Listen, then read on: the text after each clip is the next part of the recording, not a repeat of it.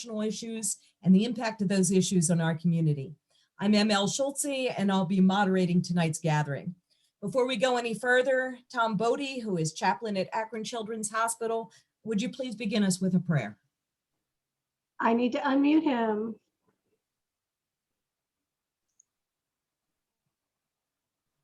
Go ahead. Spirit of life, from where you look down, you must be confused by our behavior. Where there should be one family, instead there are many. One group divided from another. Arbitrary lines literally drawn in the sand. Insiders keeping outsiders at bay. From where you look down, you must be confused by the distribution of resources. Where there should be plenty for all, instead there are haves and have-nots. Wealth and poverty, peaceful places and warring places. The result is understandable. Some of the family wish to leave their neighborhoods and move to better ones. Not very understandable is the rather selfish lens through which some view their brothers and sisters, insisting they not be allowed to move, to stay trapped in their inequitable situations. Would that we could see it from where you do. May this evening's discourse prove enlightening, suggest solutions, increase working connections, and produce action ideas. May we open our hearts and arms. May we leave this evening energized to make change happen. Our brothers and sisters are waiting. Blessed be. Amen. Amen. I also would like to make sure that before we get any further, you all get an opportunity to meet the 5 people who have really put these evenings together and insisted that Akron be part of more than just the conversation, but the solution to complex issues. Those folks are Tom, whom you've already met, Kathy Ress, Connie Dubik, Alan Fortnoff, and she's not able to be with us tonight, but Tiffany Thorne. Folks, can you give us all a wave so people know who you are? Thank you.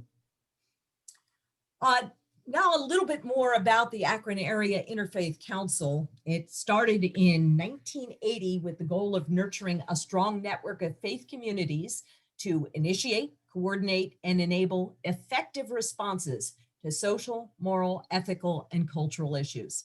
Toward that end, the council has put together these 5 conversations to delve more deeply into the complexity of immigration, economic, racial, environmental, and healthcare justice, and to spur change. Together, we're calling it 100 Days, Promises Made, Promises Kept. That question mark at the end of the title is not an accident. These issues facing this country and our faith and local communities have been centuries in the making, and they won't be resolved in 100 days. But the need to work toward their resolution were key planks in President Biden's campaign, and they will be key measures of his presidency. We hope you'll join us for all 5 evenings and appreciate your being with us for tonight's discussion, which focuses on immigration. To begin, Dr. Stephen Volk of Oberlin College will outline the history of immigration issues, followed by faith reflections by Dr. Khalid Mahdi and Sister Juliana Beck.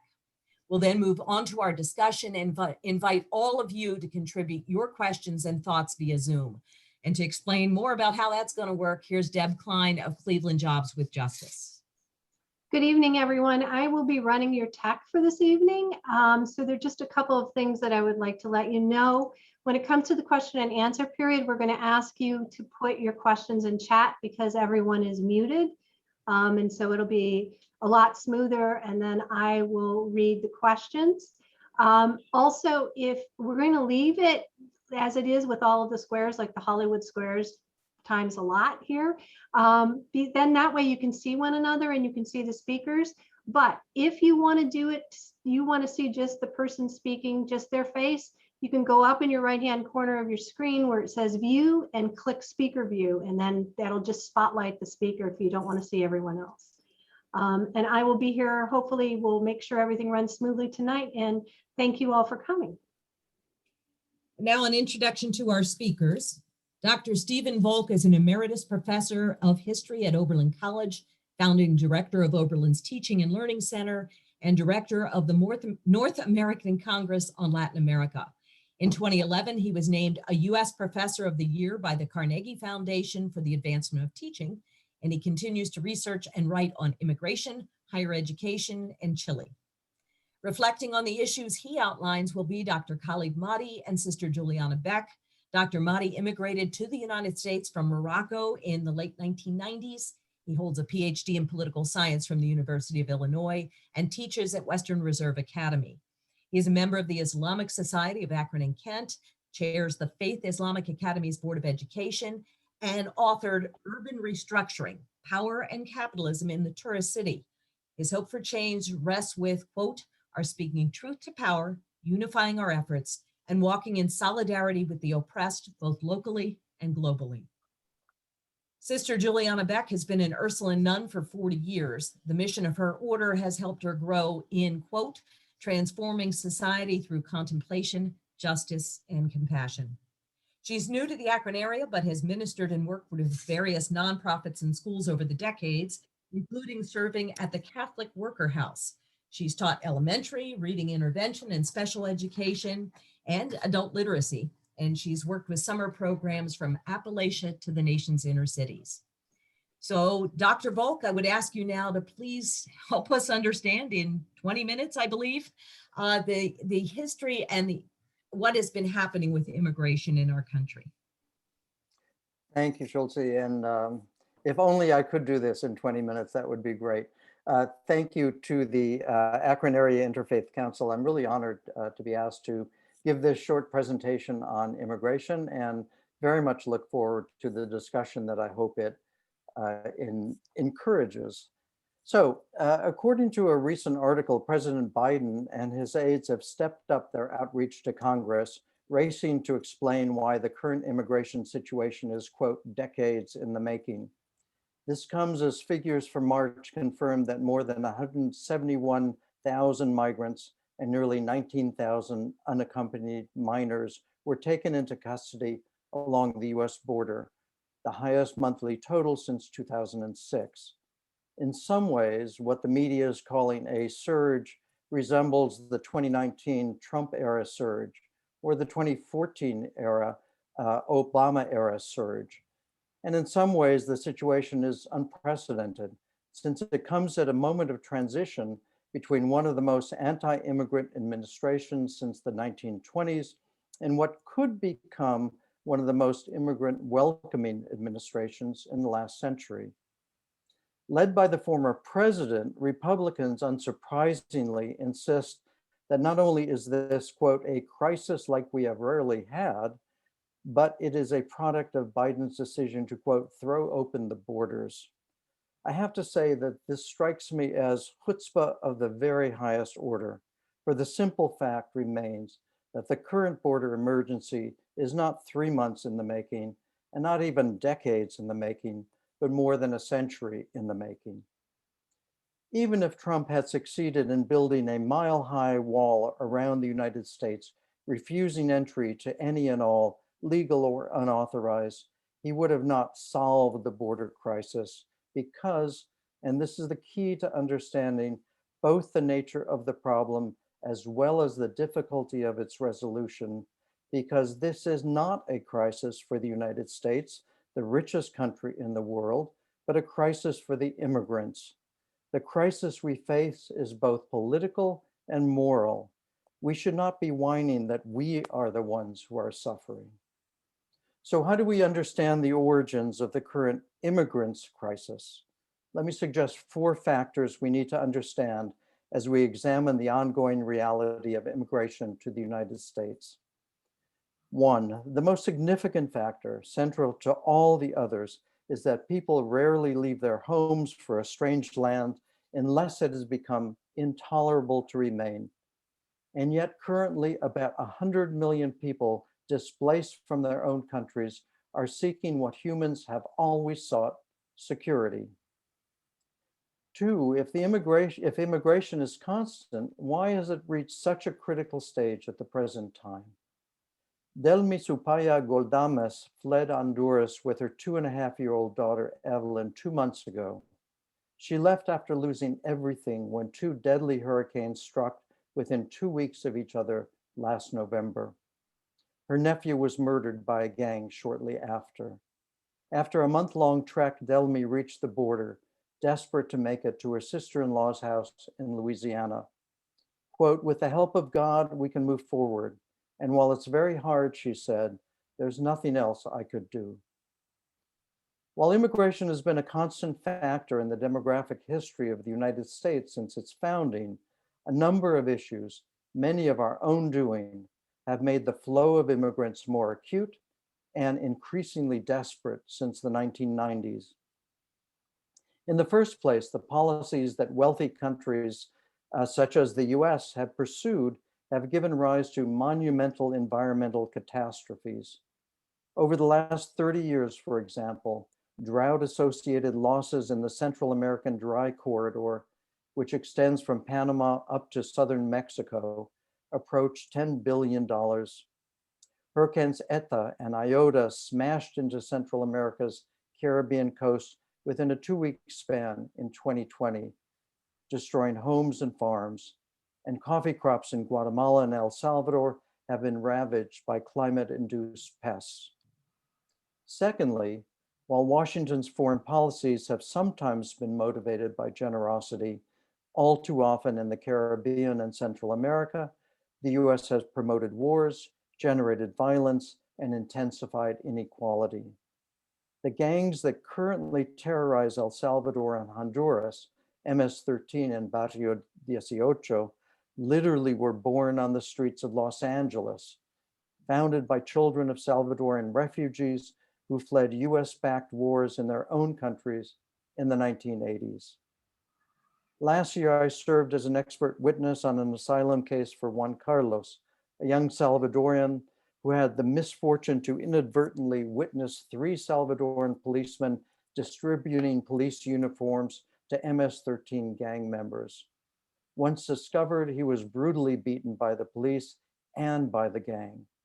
With nowhere to turn since the police wouldn't protect him, he fled to the United States and sought asylum, only to have his application rejected with a recommendation that he seek police protection once deported back to El Salvador. The United States, of course, has provided millions to train the police in El Salvador. Another set of issues also shape the specific contours of the current immigrant crisis. The last comprehensive legislation to legalize the status of millions of undocumented immigrants in the US was passed by Ronald Reagan in 1986. That alone should make you pause. What on earth has changed since then? A lot. The implementation of NAFTA in 1994 undermined small-scale corn farming in Mexico and generated a wave of Mexican immigrants to the US. At the same time, the Immigration Act of 1990 established new procedures that almost everyone now agrees were counterproductive. Under these rules, at the current time, a green card holder who wants to sponsor her unmarried 22-year-old daughter to join her in the United States would have to wait for roughly 21 years before she could even file for a visa. This is not a system that would encourage someone to wait in line for their turn. Finally, and most importantly, as the Republicans in the 1990s edged farther and farther to the right, they came to see immigration as a potent wedge issue that would play well with their base. They, along with some Democrats, began to demand a hardening of the border security, more Border Patrol agents, the militarization of the border, while simultaneously passing laws to make life an increasing misery for those living and working in the country without the proper documentation. If this was a plan to reduce undocumented immigration, it was an abysmal failure. It made it less likely that immigrants would leave, since it had become that much more difficult to return, and more likely that they would be driven deeper into the shadows where they could be exploited further. Given that the country continued to rely on the labor of immigrants, I'll talk more about this soon, the emerging policy was centered on creating fear and scoring political points rather than fixing a broken system. The third crisis that haunts immigrants is an old one: xenophobia, racism, and nativism. For most of its history, this country, which prides itself on welcoming those fleeing persecution, has been anything but welcoming for immigrants who don't conform to certain changing definitions of whiteness. We know the results of this all too well in our own days.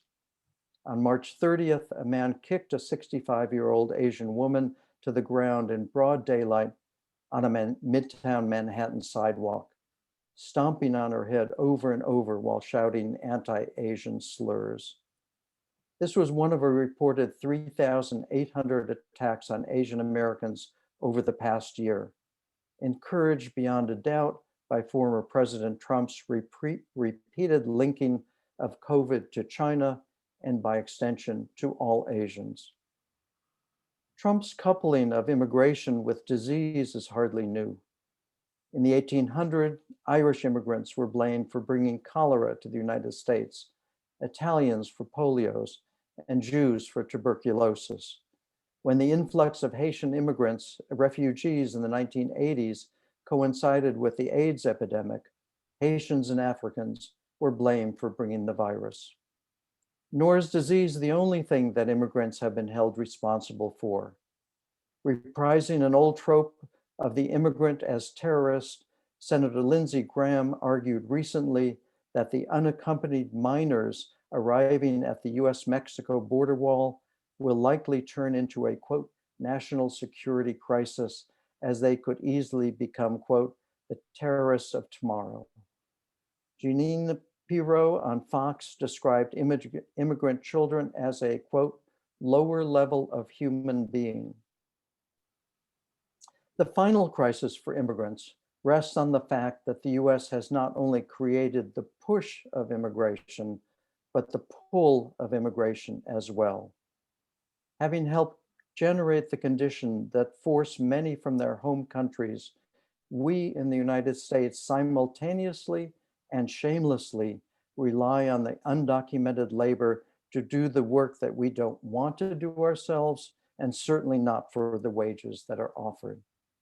We rely on immigrants to harvest our crops and prepare the chicken and pork for our dinners. We count on them to tend our gardens, raise our children, build our houses, scrub our hospital floors, and clean our hotel rooms. And in a time of pandemic, we expect them to keep doing all these jobs while we remain safe at home. I can think of no better description of the crisis we have created for the immigrants than how F. Scott Fitzgerald portrayed Tom and Daisy in The Great Gatsby. They were, he wrote, careless people who smashed up things and creatures and then retreated back into their money or their vast carelessness or whatever it was that held them together, and let other people clean up the mess they had made. The question that we pose tonight is whether the Biden administration can clean up the mess we have made. The simple answer is no. The roots of the immigrants' crisis are so deep, so basic, that no single administration will be able to untangle them. Even less so, given that the Republicans seem absolutely determined to keep smashing things up as long as they find some political rewards in doing so. So what can Biden do, and what is he doing? Let me rapidly go over a number of his initiatives and suggest both what I think is positive and what remains problematic. I must start with one overriding way in which Biden's approach to immigration is the reverse of Trump's, but why it really matters. Elaine Scarry has written that, quote, the human capacity to injure other people is very great precisely because our capacity to imagine other people is very small. If Trump seemed willing, even eager, to encourage our capacity to bully the helpless, I do believe that Biden's essential humanity can help us imagine and empathize with our less fortunate brothers and sisters. This is not a question of legislation or of executive actions, but of leveraging the moral leadership that the highest office in the land offers. There's little question that the administration was, somewhat surprisingly, unprepared for the number of immigrants who continue to travel to the border, particularly the number of unaccompanied minors. But even talking about this raises how distorted our view of immigration and immigrants has become after 4 years of the previous administration. Senator Cornyn of Texas tweeted that Biden has caused this crisis by emphasizing, quote, the humane treatment of immigrants, regardless of their legal status. He meant that as a criticism. According to a new AP poll, only a quarter of Americans support Biden's handling of the border situation. Republicans find this greatly cheering, even though the source of their happiness rests on the migrants' distress. But the polling also indicates an opening for Biden. Nearly 60% of those polled say that solving the problem of young people at the border is among America's highest immigration priorities, including providing safe treatment of unaccompanied children when they are apprehended. 65% say that reuniting families separated at the border should be a high priority. These figures don't indicate support for a return to Trump's hardline positions, but rather a more sympathetic eye to the plight of immigrant children and their families. While it's hard to predict, the likelihood, I believe, is that within some months, the immediate border emergency will be smoothed out.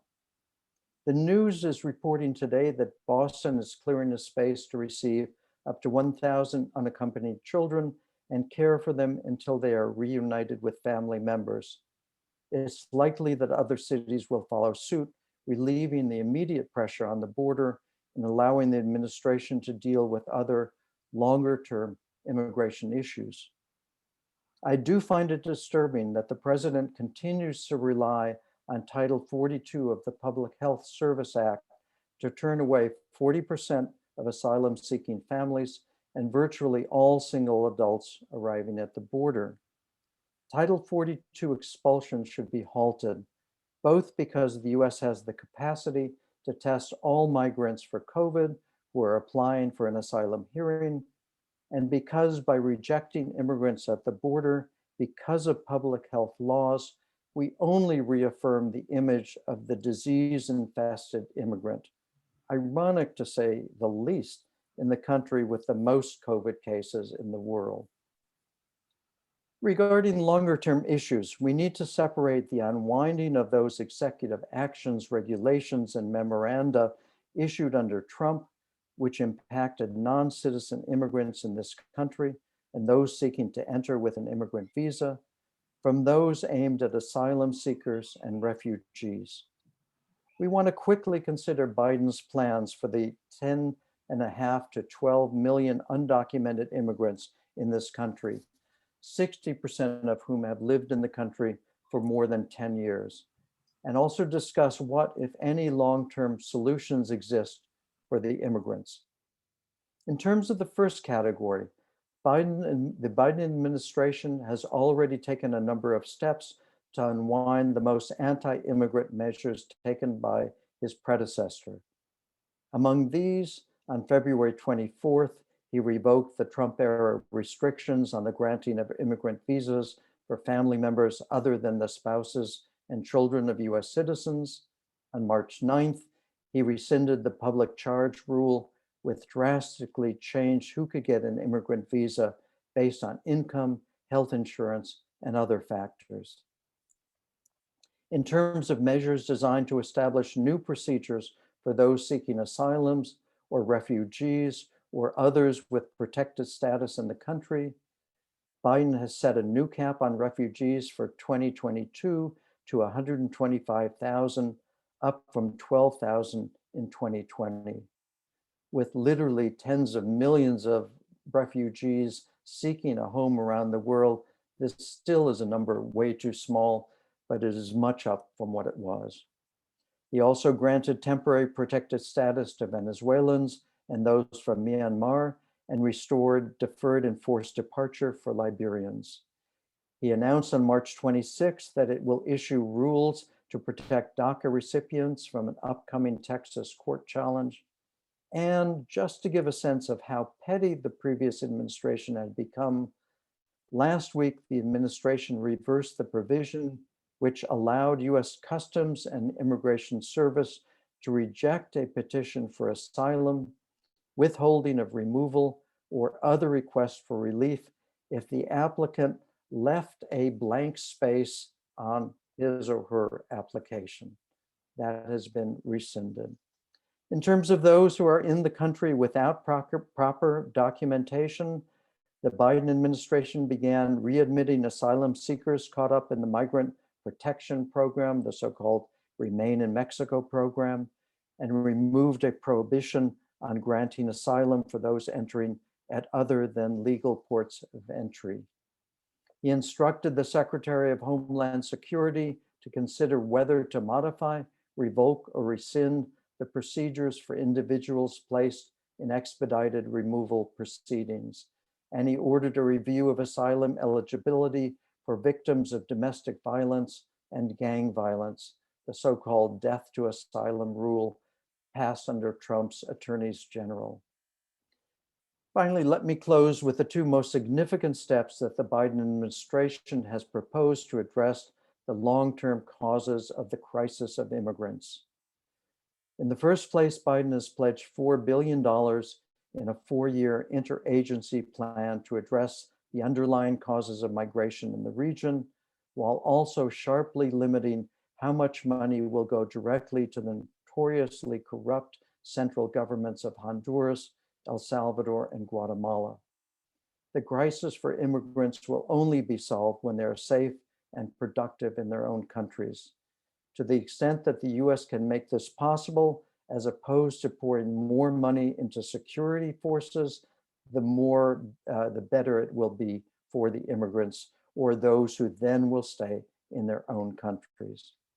And finally, Biden is supporting the US Citizenship Act of 2021, certainly the most comprehensive piece of pro-immigrant legislation since 1986, if not before. Without going into details, the legislation would establish a path towards citizenship for most of the almost 12 million non-citizen immigrants in the country, while also pressing to change the tone on immigration from one which demonizes them as aliens to one which welcomes them. Given the unlikelihood that this bill will pass Congress, it's being split into pieces to allow as many sectors of non-citizen immigrants access to legal protections as soon as possible, including DACA recipients, dreamers, farm workers, and other essential workers. If there is an area in which I would like to see Biden take more aggressive action, something he could do without congressional legislation, it is to work to provide non-citizens with the due process rights guaranteed to all, and not just citizens, by the 14th Amendment. This would mean the right to legal counsel in deportation hearings, the replacement of detention with proven alternative mechanisms, and the reforming of immigration courts to make them answerable to Congress rather than to the president or the attorney general. There is an incredible amount of work to be done in order to solve this crisis, which has been placed on the backs of those who can least afford it, these immigrants. But behind it all is helping others to understand that this is not our crisis, but a crisis for those who have been forced to flee their homes when have turned to our country for safety, for refuge from the storm. Thank you, and I look forward to the discussion. Thank you, Dr. Volk. We're going to move on to the part of our discussion in which we ask our other two guests to reflect within their own faith traditions what they've heard and what they view of the issue. I do want to take a moment, though, to remind you all that We'll be taking questions, and we'd really appreciate it if you would put your questions into the chat function, and we'll get to those as quickly as possible. Dr. Mahdi, can you reflect through your faith tradition, what you've heard and what you think and feel? Thank you. Thank you, Mel Schulze. And thank you, Akron Area Interfaith Council, for inviting me. I'd like to begin with a couple of simple remarks. I am neither a religious leader nor an immigrant or immigration scholar, but the topic of our discussion today is close and dear to me for two main reasons. First, I am an immigrant myself. Immigrated to the United States a couple of decades ago, and I also am the child of two internally displaced persons. The first time I heard that, I never really identified my parents' experience as a displacement, that of displacement, until I've interacted with people who helped me expand sort of a narrow understanding of displacement to include also displacement within a geographic area.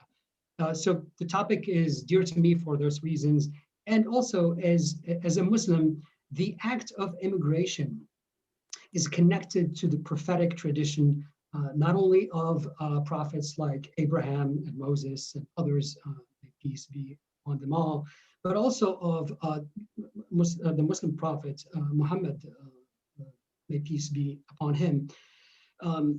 Early Muslims' quest for social justice began indeed with the act of hijrah, of immigration, an early immigration of a small community of the Meccan society to Abyssinia. This was the first sort of encounter with a what you could call a Christian state, so to speak. And the second most important hijrah, or immigration in the collective consciousness of Muslims worldwide, is that of the immigration from Mecca to Medina. So the term hijrah, immigration, is sort of marks the Muslim calendar. The Muslim calendar itself makes an explicit reference to that act of hijrah. The act of hijrah, I keep using the Arabic word because it alludes to some areas of human experiences that the word immigration doesn't necessarily etymologically. The word hijrah itself alludes to being cut off from a friendly and a loving companionship of one's own, and also refers to the act of abandoning or being abandoned and or forsaken by one's own.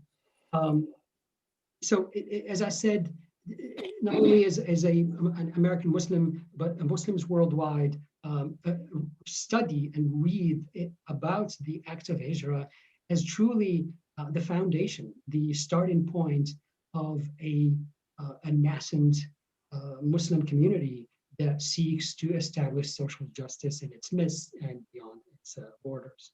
Early Muslim communities were not composed of rich and poor right after the hijrah, right after the migration to Medina and the establishment of Medina as a new sort of society. But interestingly enough, we never hear of that community as composed of rich and poor, believer, non-believer, superordinate and subordinate, and the likes of any of these social constructs. But rather, they were referred to as Ansar and Muhajirin. Muhajirin are those who immigrated, those who traveled with sincerity towards God. And Ansar, we can call them locals or natives, etc. But the word Ansar really means helpers.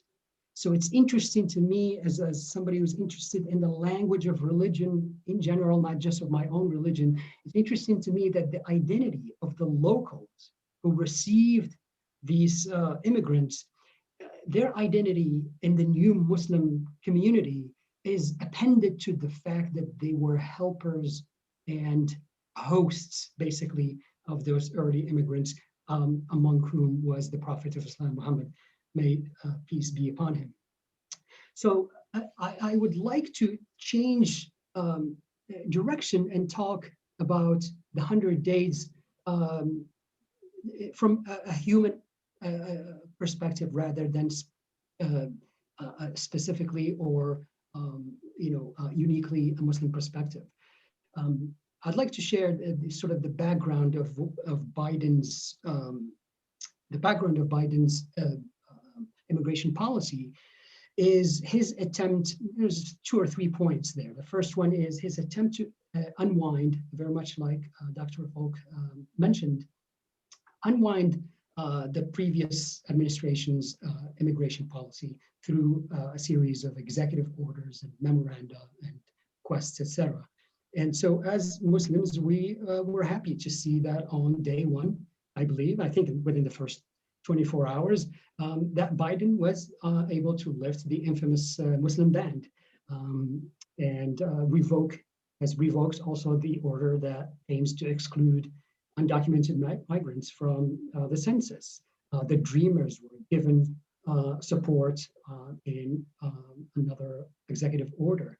And more symbolically, I think, than anything else, the construction of this infamous border wall was stopped within the first 24 hours, I believe, of Biden's inauguration. To continue with the background, really, of what will transpire later is the legal challenges to the proposed moratorium or pause on deportations. There are all kinds of lawsuits really attempting to challenge the pause on deportations in states like Texas and Florida and other states, right? But we realize that the global pandemic has made immigrant workers very visible, right? 2/3 of undocumented workers are employed in essential industries, right? We no longer buy this idea that criminalizing employment of undocumented migrants will somehow create a disincentive for individuals to migrate in the United States, quote unquote, illegally. This Reagan move, 30-some years ago, that came with the legalization of 2.7 million undocumented immigrants, has proven time and time again to be deeply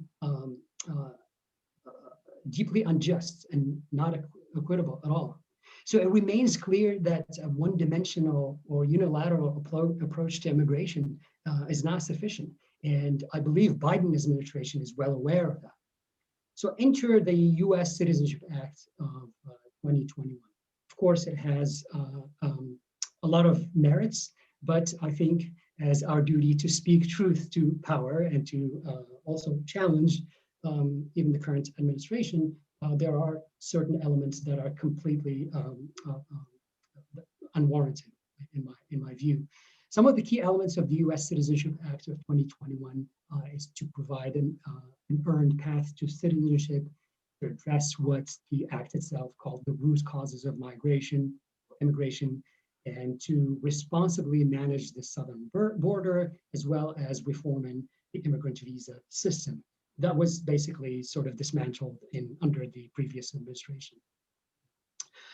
There are indeed some progressive aspects of the US Citizenship Act of 2021.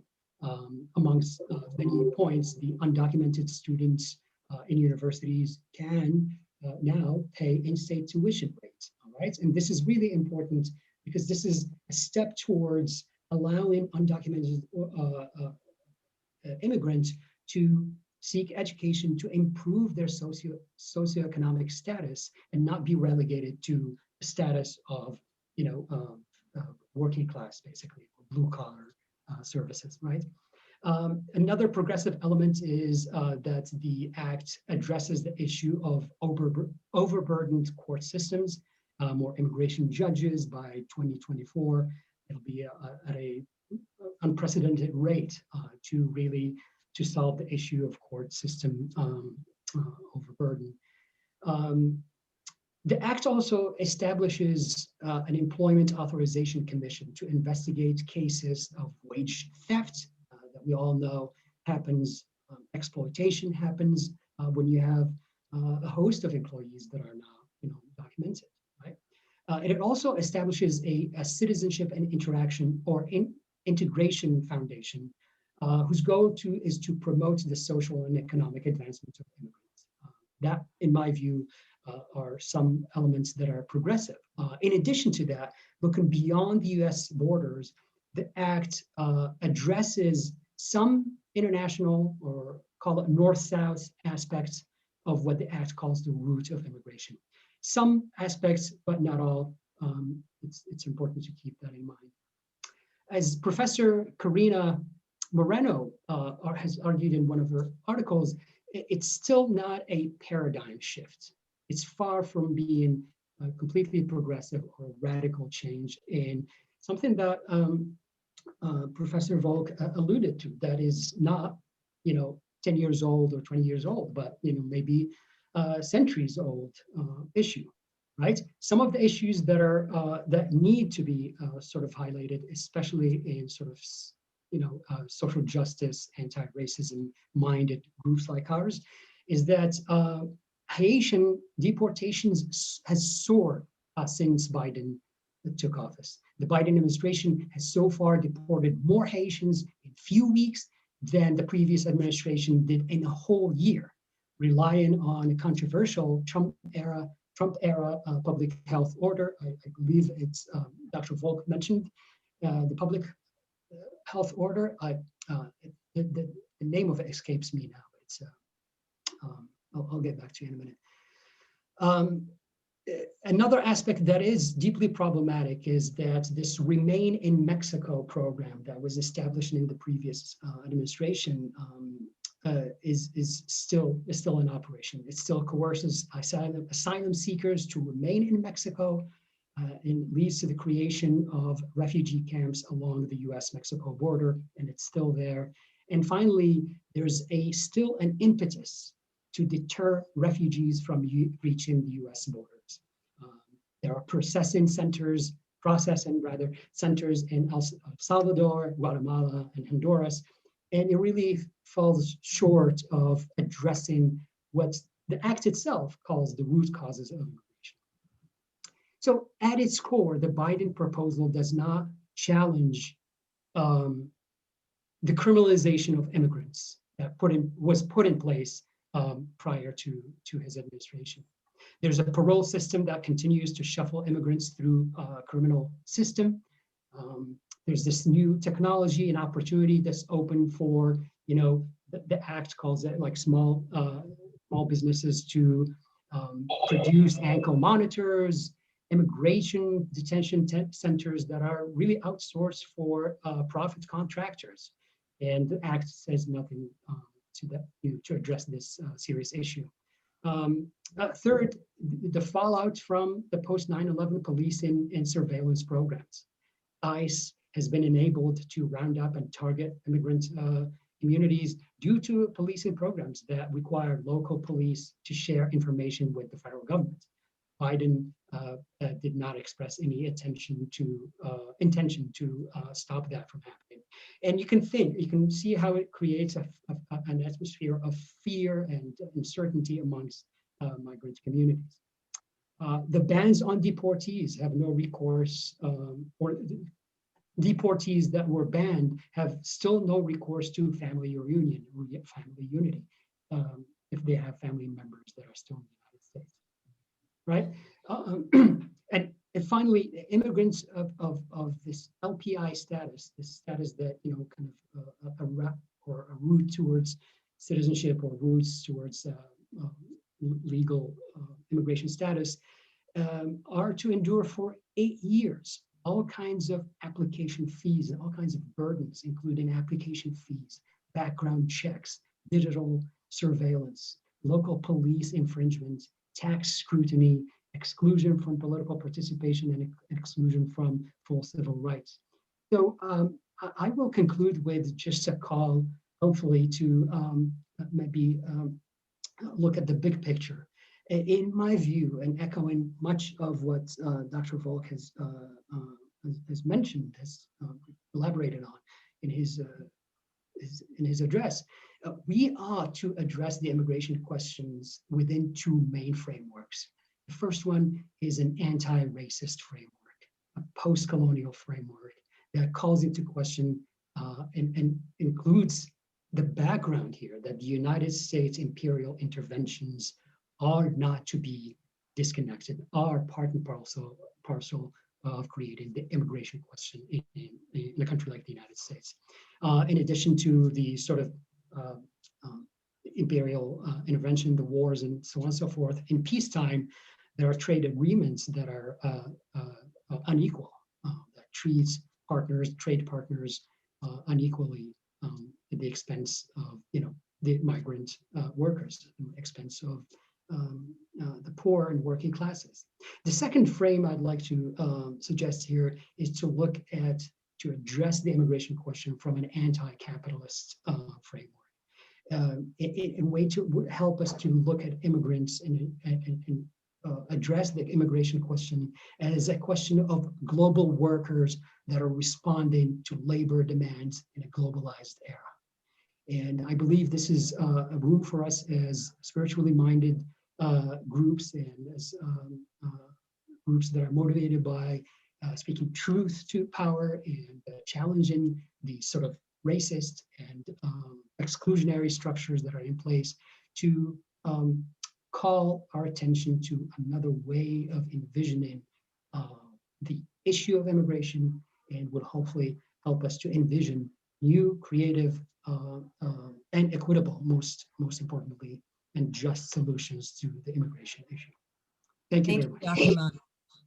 Mann. Sister Juliana Beck, can you lend to us your perspectives on what can seem like a distant issue, but is in all of our lives every day? Certainly. I'm coming at it through a more reflective eye. I don't have more from the heart. As I began to prepare and thinking about what both speakers said, I first, before listening to the speakers, reflected on the word immigration, and I saw that how, Khalid, how your view from the Muslim perspective was when you talked about both how the people in the country are the helpers, and how those who are coming in, the two words that you used, I thought how much more hospitable than the word what immigration means. It comes from the Latin word migrare, which means to move. So going out of one country to another. And then I wondered how many in our faith traditions have immigrated through time. With the help of the internet, it took me just a few minutes, and I found on the website pewforum.org, and they, the research center, did a study entitled Faith on the Move. It focuses on the religious affiliations of international migrants, examining patterns of migrations from 7 major groups: Buddhist, Christians, Hindus, Jews, Muslim, and other religions, and also unaffiliated. Then I began to think about how many of our faith traditions call us to love the stranger, that we are all created by the divine, that we are all interrelated no matter what our culture tells us.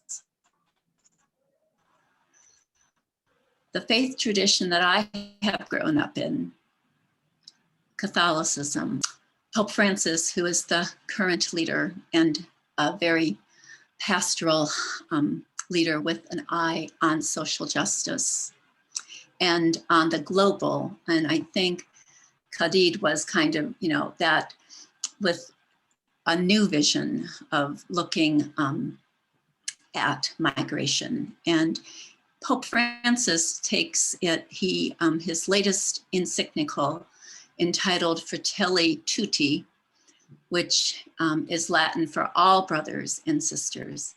Actually, all brothers was from St. Francis, and I include all sisters to make it inclusive. But Pope Francis talks about fraternity and social friendship as ways to build a more and just, peaceful world, and provides both ideals and also concrete ways to do this. Toward the end of my reflection, I will share some of those ways, and also some actions that we can also do as advocates.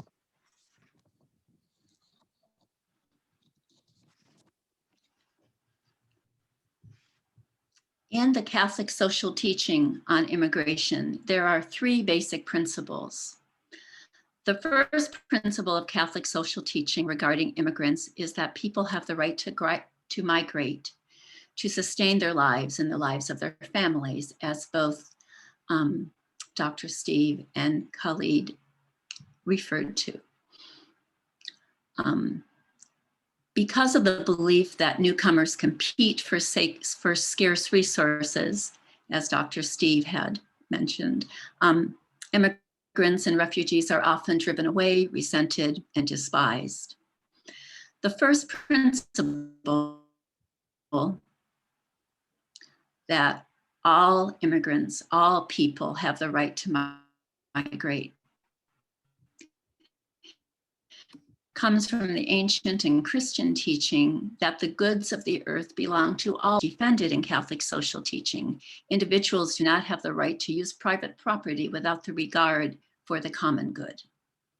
The second principle in Catholic social teaching, and in many of the faith traditions, I'm sure, is that a country has a right to regulate its border and to control immigration.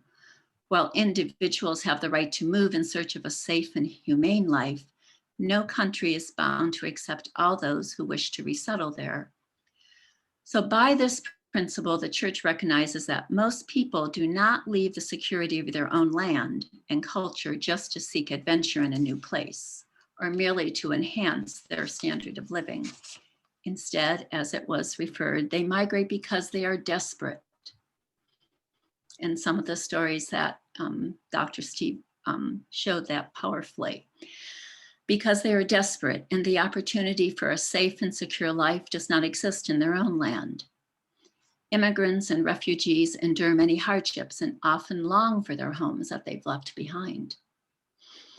In receiving countries, there must be a right balance between the protection of citizens' rights as well as the welcome and the assistance for all those who are migrating. And the last principle is that a country must regulate its borders with justice and mercy. A country's regulation of borders and control of immigration must be governed by a concern for all people and by mercy and justice. A nation may not simply decide that it wants to provide for its own people and no others. A sincere commitment to the needs of all must prevail. A merciful immigration policy will not force married couples or children to live separated from their families for long periods of time. The Catholic Church teaches, as well as all other Christian faiths and other traditions, that every person has basic human rights and is entitled to have basic human needs met. Food, shelter, clothing, education, healthcare, and as Dr. Steve and Khalid had reflected through the policy from our former president, and also some of the policies still in effect, the need for food and shelter, clothing and education and healthcare are not being met. Undocumented persons are particularly vulnerable to exploitation by employers and are not able to complain because of the fear of discovery and deportation. The current immigration policy criminalizes the mere attempt to immigrate and imprisons immigrants who have committed no crime and who many have not committed a crime, or who have already served a just sentence for a crime is immoral. In the Bible, God promises that our judgment will be based on our treatment of the most vulnerable. In light of these three basic principles, I believe, like many of you, that our country is in great need of a comprehensive immigration policy that allows migrants to be welcomed, protected, supported, and integrated, but at the same time, the right balance between the protection of citizens' rights. As many of us have seen and taken action to advocate for rights of those who are not being treated with dignity, if that's one thing that maybe, I mean, people have the consciousness of many for those that have been oppressed, be it Black Lives Matter, be it the children at the border and the detention centers. I mean, there is a consciousness arising.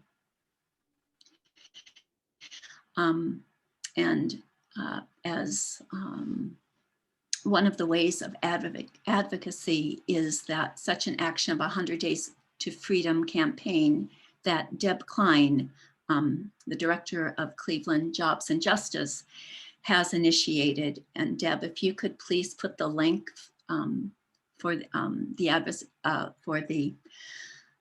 advocacy, which is to make a phone call every Thursday to end immigration detention at the Butler County Jail every Thursday from 8 to 4 through May 2nd.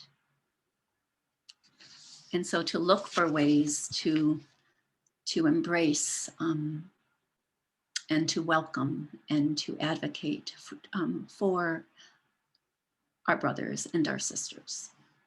Another way that just is the, it's called GRACE, it's the Guaranteed Refuge Admission Ceiling Enhancement Act. And so one of the, an advocacy that you can do is to call your representative and to ask them to support the Guaranteed Refuge Admission Ceiling Enhancement Act, which caps those coming in at the border to 15,000. It's not, but it would not, my understanding is that it would not allow other administrations to lower it as it had been done in the past. Pope Francis in his encyclical suggests that the following be put in place for those who are fleeing: to increase and simplify granting visas, to open humanitarian corridors.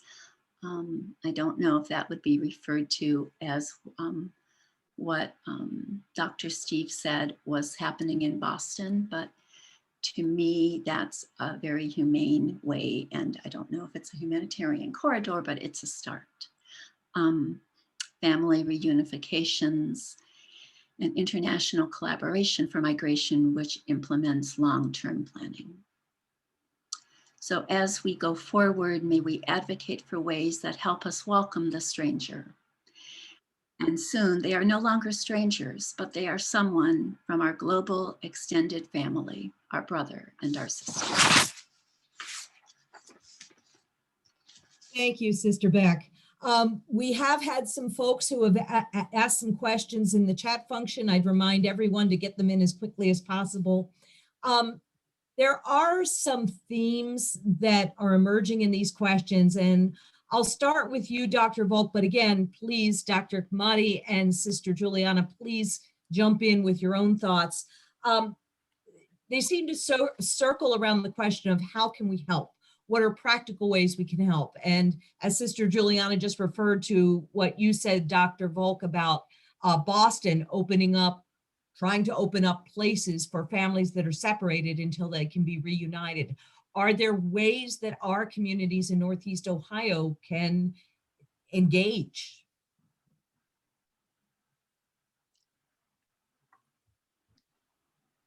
There are many ways, I think, not only the kinds of direct actions, the sort of collective calling and things of that nature, just to sort of touch base once more on some of the work that has been coming out of the Cleveland Immigration Group in terms of this. We've been working on one particular case of an individual who has been in immigration detention since 2017, although he has 2 children on Long Island in New York, has committed no crimes. He's been in detention longer than many felons find themselves in jail. We've been conducting a campaign to try to at least get him released from detention. There's lots of individual cases. I literally just heard of the Boston case this morning and want to follow up on it and to see what's necessary. But clearly it's the way that I'm thinking about it, it's similar to some of the actions that were reflected in sanctuary movements from the 1980s up to the present time, which is providing the kinds of resources and support for people who are coming across the border, in this case, unaccompanied minors, helping them connect with families, helping them onto buses and off buses, helping them find where they could go. The issue of whether this can be done at a larger area in Cleveland or Akron, for example, is something I'd like to follow up on and see, to see exactly what's necessary. In Boston, it was turning over a large building to house the, comfortably house the unaccompanied minors and see that they are processed humanely and sent on to others. So that's what I can think of for the moment. And we will be sending out follow-up emails to everyone who's attending tonight. And we'll try to include some of that practical information as we go along. Dr. Mahdi, Sister Juliana, anything to add?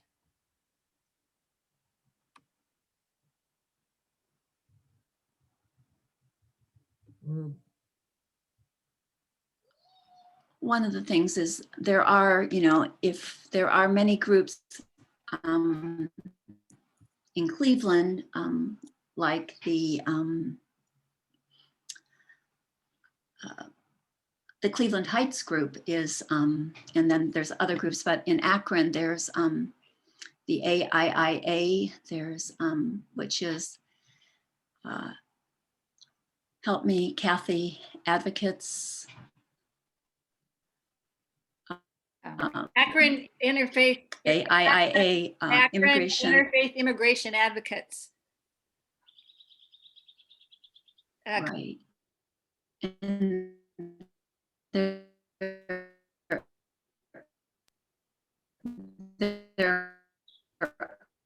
there are groups like that that do well. I'm sure there is. Between here and Cleveland, there are many different groups. We can get those resources to you. There's been a lot of fundraising going on for legal fees, all those administration fees, Dr. Mahdi, that you talk about.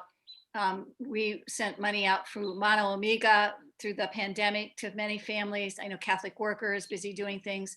So there's a lot of activity going on, and we can send you the links to donate for those or to volunteer. Another kind of help that some of these questions refer to is changing the atmosphere. A lot of the discussion of immigration focuses very much on the question of fear and of deprivation, what those people will be doing to us, what they will take. We just don't have enough to share with this influx. How, and I'll put this to you, Dr. Mahdi, but again, I invite both the other two to join in as well. How do you change that context? What are the ways that you can make people less fearful?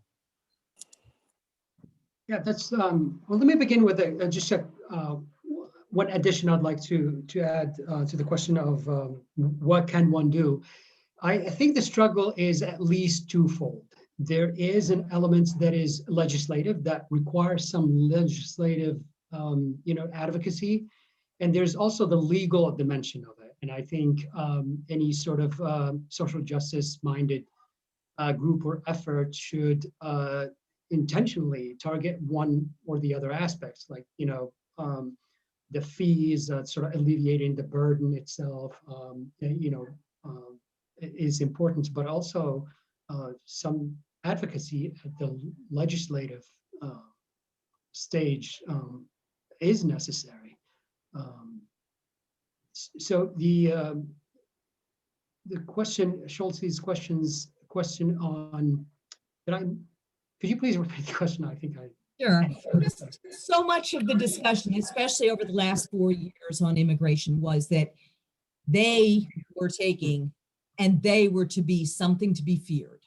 And how do you change that dialogue? Yeah, there's clearly a sort of a discourse, a rhetoric that is misleading and misinformed about the surrounding the question of immigration. I think ways to challenge the discourse is to kind of, in my view, I mean, I'm a teacher, so in the classroom discussions that pertain to this, I teach political science, and immigration is an aspect of it, is to highlight the fact that it's not a Republican or Democratic issue. There are Republicans that have implemented, policies that are, that can be useful to immigration, to immigrants, and vice versa. So it is not a sort of opening, this whole sort of scenario of like, fear mongering scenarios, etc.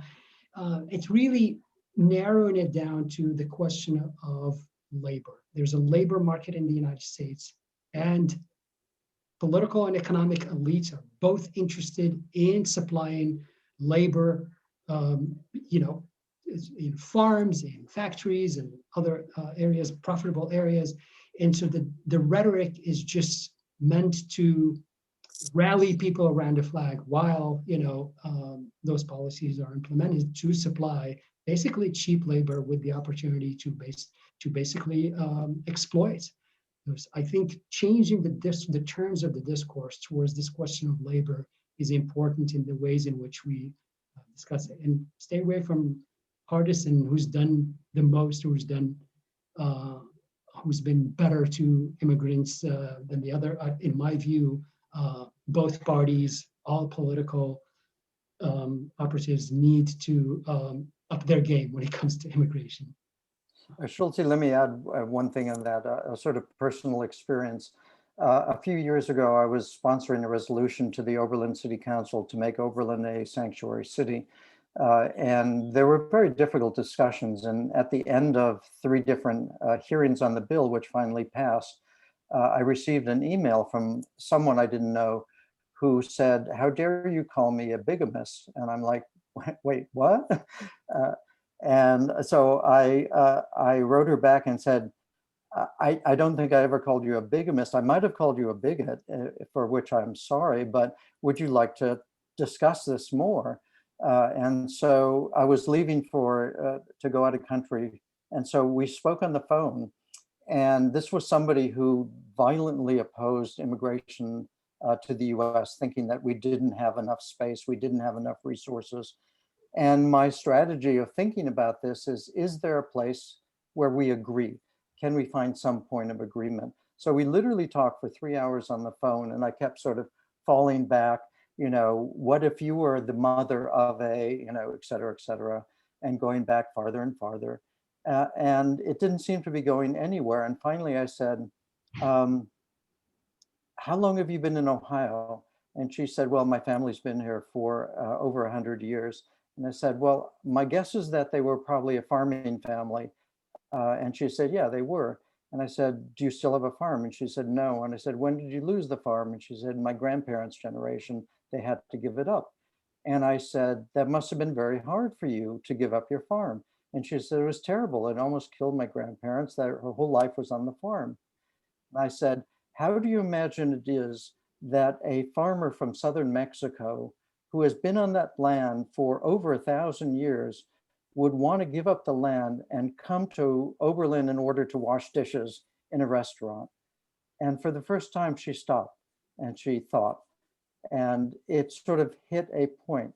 And so the issue is, I very much agree with Khalid that it's a question of language that is extremely important, that we are able to express ourselves in ways that is not common. For example, that's why I call this a crisis for immigrants, not an immigration crisis, because it's not our crisis, it's their crisis that's being forced on them. I think we need to turn and change the language from their criminality to the fact that when people apply for asylum, it is their legal right to do so. It is under US law and under international treaty obligations that they can apply for asylum. That's not illegal. That is not criminal. If you cross the border without authorization, it's a misdemeanor. And so there's ways in which we can change the language and talk about these as people who are born in different places and have the same needs as us, the same families as us, the same faiths in many cases as us. So the language is there, but the basic point that I would say, if we want to change how people think about this, it's not a question of a 3-minute conversation. You commit to one person on your block, you commit to 3 people in your neighborhood, you commit to carrying this out. And that's how you can help people understand just the nature of this issue. Dr. Mahdi, it looks like you had something to add. Very much echoing what was said and echoing the supporting Reverend Thomas's line there, that facts help. But really echoing what Stephen has said is, sharing personal stories. I mean, I happen to be one of those immigrants that quote unquote followed the law. I'm nervous sharing my immigrant story because it really renders invisible those other stories that come with a lot of agony, a lot of violence, fleeing violence and fleeing, dispossession and all that. I came as a student, and I had this privilege, right? But I do believe sharing personal stories that go beyond the sort of the model immigrant kind of narrative to really humanize the immigrant is really key. Thank you for sharing that, Stephen. We're getting very near the end of this program, so I do want to move on to a few other questions. It appears that we do have a raised hand from Ming. Can you add that question to chat?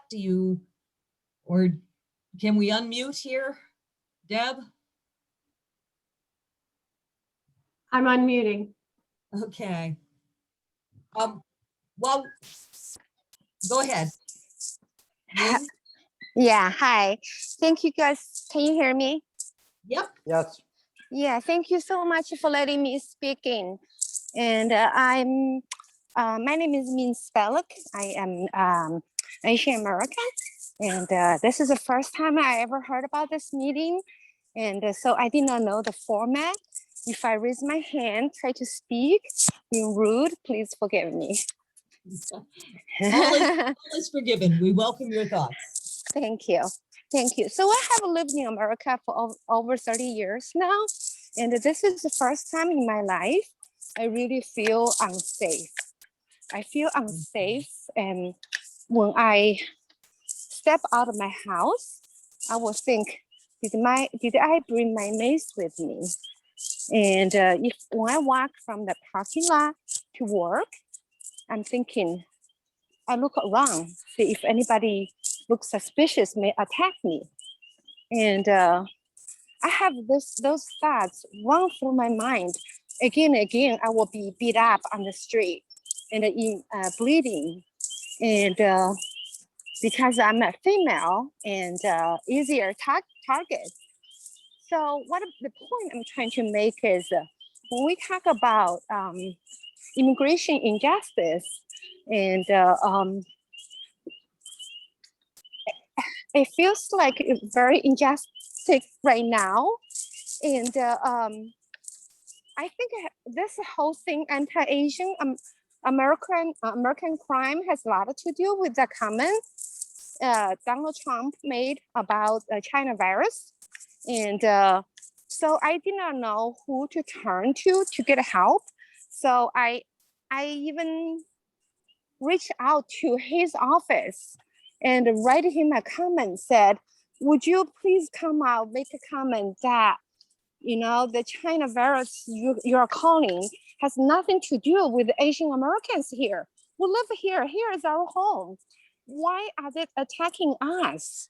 But I know he would not make that statement. I know he wouldn't, but we don't know how can we get help. And so I was hearing you guys are saying, how can we help? How can we help? And I'm just thinking, you know, how about some kind of a neighbor watch or something, have people keep an eye on things. And also, I think any official, anybody who is in the official capacity can come out, make a statement about Asian American here has nothing to do with the virus. And we are here and we wanted to have a peaceful life. We contribute to the society and we are not asking that much. And it's very heartbreaking right now. And I just wanted you guys share my thoughts. And I can tell, and your group and people are very compassionate and very genuine people. And I really admire that. And so I just really feel the burning in my heart. I want to speak. I wanted people to hear my voice. Thank you so much for doing so, for sharing with us. I think what you're saying leads to a conclusion that has been reached from several different directions tonight, which is we are talking about an issue that is centuries old, global, scary, huge, overwhelming, and yet comes down to personal solutions, personal relationships, and a reaching out by each of us within our own communities. And some of it will take broader advocacy roles, but some of it is just what you suggest, caring for each other and looking out for each other. We do have to wrap up now. We will make sure to do a follow-up email with folks to let them know more about our coming sessions. Just to be aware, next Tuesday night at the same time at 7 o'clock, we will talk about access to healthcare. Our presenter will be Dr. Kristen Nigro-Krantz, and the Faith Reflections will come from Yovanka Hall, who is Executive Director of the Northeast Ohio Black Health Coalition, and Paulette Hatchett, who's an ordained minister at the House of the Lord. We're very much hoping you can all join us next week and for the 3 additional sessions that are coming up. We all learned and we all gather strength, I think, from these.